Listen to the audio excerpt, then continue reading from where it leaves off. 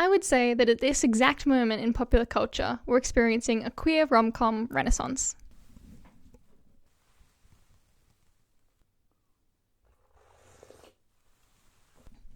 To be more exact, I'm talking about specifically Western TV shows that feature the romance of two men as the main storyline. TV still isn't hugely interested in lesbian, trans, or other queer stories, unfortunately. Heartstopper, Good Omens, Our Flag Means Death, and Red, White and Royal Blue. All these shows have come out, or had a season in the last year or so, that make queer love the focus. I mean, Good Omens, the romance was kind of just tacked on to the end of season 2, leaving fans screaming. But the fans have been pushing, saying Aziraphale and Crowley's relationship was more than platonic for years.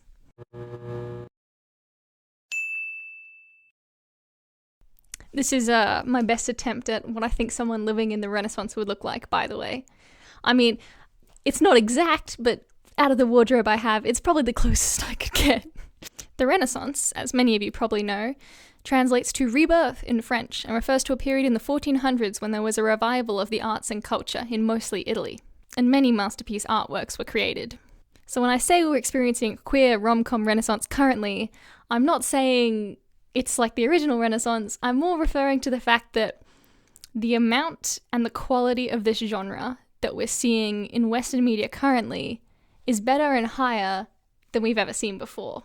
We seem to be getting more and more of them, and they're all pretty good, and the community agrees. All 4 of the aforementioned shows or movies have an IMDb score of 7 or higher. If IMDb scores are still things people care about. Are they? Tea break.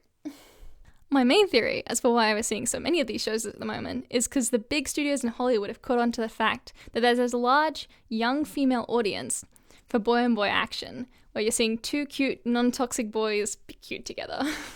To quote Trixie Mattel, the number of gay men I know who watch this, 0. Well, the number of straight girls who I know who watch this, 5 million.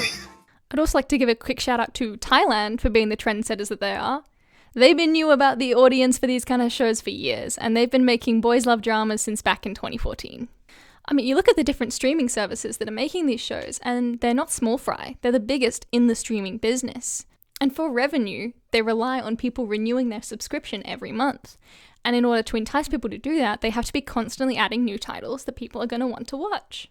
And the fact that many of the shows that I mentioned on this list have received second seasons already, and have maybe even third seasons planned, is proof that the audience for these kind of shows does exist. As further proof, you need only look up how many works there are of these fandoms and these ships on AO3 or any other fanfiction site, or how much fan art there is, and it's all amazing. With these shows being successful, there's a decent chance we can look forward to more similar shows in the future. To go back to the title of this video for a second and the rom-com part of it, although when you think of these shows, rom-com might not be the first genre that leaps to mind, I do think they can be classified as such. You could easily argue that Our Flag Means Death is more of an action-adventure, or that Good Omens is more of a fantasy drama, and that wouldn't be wrong. And even when you think back to some of the classic rom-coms from the early 2000s, when the genre was at the peak of its power, like Miss Congeniality, Legally Blonde, 21 Dresses, they don't share a lot of similarities with these shows. But Hollywood doesn't make movies like Legally Blonde and Miss Congeniality anymore, because they don't sell like they used to. There's a reason the rom-com genre effectively died out the way we knew it. People got tired of seeing the same old repetitive thing. It was the same story of an independent woman living in the big city, finding romance through a series of unlikely events. Apart from being too repetitive, comedy movies in general died out when DVD sales started to decrease after streaming took off. The genre just didn't really gel with the new medium. So these kind of shows that feature romance and comedy and then some other genre like action, as well as another element like pirates or angels and devils, is kind of the closest thing you'll get these days to a traditional rom-com, where they've added another element to make it more interesting. But if you still don't agree that these shows are rom-coms, look them up on Wikipedia. Within the first sentence, Wikipedia calls them all rom-coms, except for Good Omens, which is fair.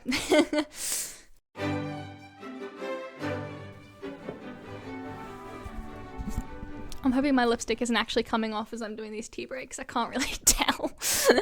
Prior to the current era we're in of queer representation in the media, the main way you saw gay relationships in TV was as background characters in teen dramas. Think of any of the classic CW shows from the 90s to the 2000s and 10s. They probably had a gay character or couple who wasn't the main character, but was within the main friend group of the main character. You do still see this sometimes in more recent teen dramas. Sex Education, Stranger Things, and Riverdale, to name a few. But the representation in these 90s to 2000s and 10s teen dramas weren't without their own problems. These shows were kinda the ones who were responsible for the bury your gays trope, where a character would come out as gay and then immediately be written out or killed off and never seen again. Supernatural in particular was very guilty of this, as they had Castiel, one of the main characters, come out as gay, only for him to be immediately sent to super hell and never seen again, even though the fans had been hoping for it for years. But this is all just a small history lesson, and gives some context to why I'm so excited about the current era of queer media that we're in. These current shows go the extra mile to give you these fully fleshed out characters who have an actual narrative arc, and the two members of the couple grow together, which I don't think is something we've really seen before. Maybe in the odd movie like Brokeback Mountain.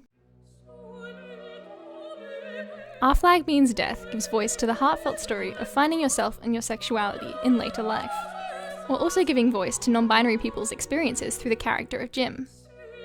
Heartstopper is a testament to young queer people who might be going through tough times in high school, that they are not alone and that it does get better. Good Omen shows that these relationships can be long-lasting, even if the individuals are very different people, as long as they're willing to put in the work together. And Red, White and Royal Blue shows you that times are changing, and even if not everyone can accept you for who you are, there's going to be even more people who will. And if you want to know more about these shows and what they're doing for representation, well, you're just going to have to go watch them, which I strongly recommend you do.